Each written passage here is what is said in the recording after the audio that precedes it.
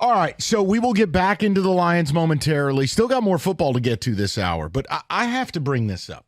Now, let me give you a disclaimer. I cannot prove the following. But it's Monday, and I'm going to live in the world I want to live in, okay? I'm going to give you Mike with the breaking news. Right. In my opinion, the dramatization of how this went down. Now, last week, we told you the Zach LaVine thing, if the Pistons trade for this guy, is a unholy nightmare. A day later, Zach Lowe, ESPN, the Low Post, the smoke is real between the Pistons and Bulls. I said, oh, dear baby Jesus, no, you don't want this guy.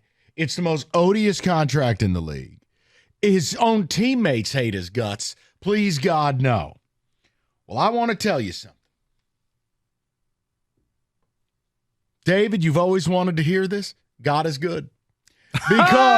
Because not only is Zach LaVine not coming to Detroit, he ain't going nowhere. Here's in my world how this went. David, I'm ready to become the drop. You want to join me? Come on. Now work with me on this. The report came out that, quote, after consulting his agency, Clutch Sports, and the Bulls, Zach LaVine elected to have season-ending ankle surgery. He didn't have to. He elected to. So let me tell you how I think this went down. My opinion only. Zach, there's a real good shot you end up in Detroit. Cut me. The hell I am. Where's the gas pipe? Put me under, slice me open. Wait, I don't understand that joke. What's the punchline? No. You're going to go to Detroit. Yeah, cut me. What are my alternatives? Really nothing. I mean, unless you're injured. I am. My ankle hurts. Cut me. I am. Cut me now. Now, listen. Ain't nobody mad about it. But here's you your know next... what? You may have saved Troy from himself. Nope. Because Wait. second prize is the steak knives. So now we're going to spin the wheel of loserdom and come up with another bum that Troy Weaver will trade for. And I have two names for you. One of them may arouse Rico Beard. I just can't get Rico to stop saying the man's name. But I know. No. Hey, calm down. A report has said Tobias Harris is going to be this team's target. But they, quote, may wait till free agency to pursue him. Now, a couple issues with Tobias Harris. One being he's not very good. Two being he's 32. And three being you will have to pay him $40 million a year. Combine that with Cade's rookie extension and congratulations, you've paid Tobias and Cade $80 million combined to win 26 games. But here's a name that I was told. And it is going to be the target with 3 days to go. To say this guy has some baggage would be an understatement. I mean, breaking news. It's like saying Rico's black. In fact, true. This player has baggage. Also true. Be on the lookout for Miles Bridges. Oh. I thought you were going to say Zion, but okay. But then again, I was going to say, does he have baby mama drama? But that's also applicable. Also applicable. Zion's drama don't land you a felony charge. Might just land you a disease or something. But you could have had Miles for really nothing in the offseason. Look, man. So here's the... He was just, okay. So here's the deal. What's third prize? Third prize is the Chris Villar update and what you can read in a lot of places. The Pistons may end... Go ahead. I'm going to turn my mic off. It's okay. It's okay. Pistons may end up doing a whole bunch of nothing, which is another cause for termination. How is Bogdanovich still here as he approaches age 35 on a 6-44 basketball team? Now, you'll say team-friendly deal. What value does he hold here? Maybe he'll be a part of the core four. You don't own your first-round pick. The Knicks are going to get one of the next 3 years. I was about to say, well, maybe they'll just wait to this year's draft. Oh, wait. I will tell you, we're not doing this today. But people, I did this exercise with the fellas here, and I said, guys, here's the alleged top 10 in the mock draft. And when you read the NBA comps to these guys, it's like welfare Tyreek Evans. You basically got a steal with Thompson. Donatas Sabonis, rookie year. Here's your comp, John Collins. It is a collection of bums, and you're like, oh, my dear God. So bad that I said maybe this is the year you just pick up the Knicks and say, guess what? Yeah, Rico's like, no, you want this year's selection. Yeah, we're dropping the pick. No, it's your weekend for custody. We're dropping the pick off at your house. I'm telling you right now, you may end up trying to acquire Miles Bridges. It's just something I was told by somebody who covers the league. They're good at what they do. This is not my scoop. I'm trying to help you. So it was bad enough that Troy may or may not have wanted to bring Zach LaVine here. But now, second prize is the steak knives. It could either be a player you could have had for free. Like you're about to, what are you giving up for Miles Bridges?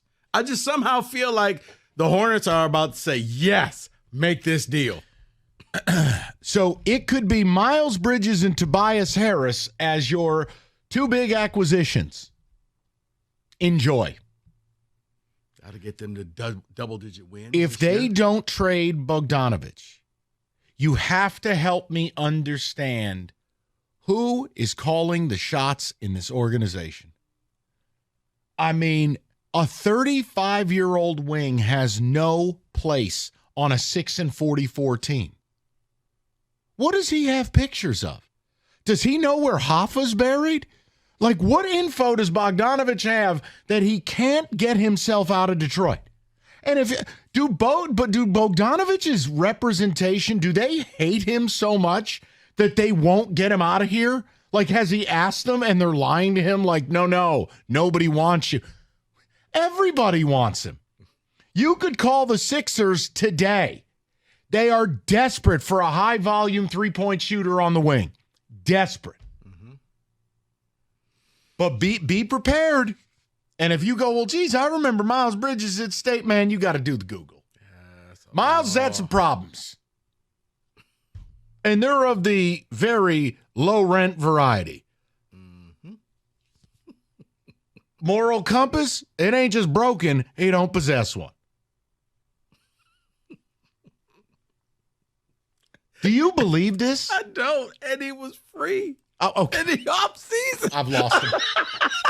What's crazy though, Mike, is I do believe this. No, I'm telling you to believe it. It's just I don't want to. This is not fair. I want my team to be good, but then this can't be the answer. And then not trading Bogdanovich, not trading Monty Morris, not trading Joe Harris.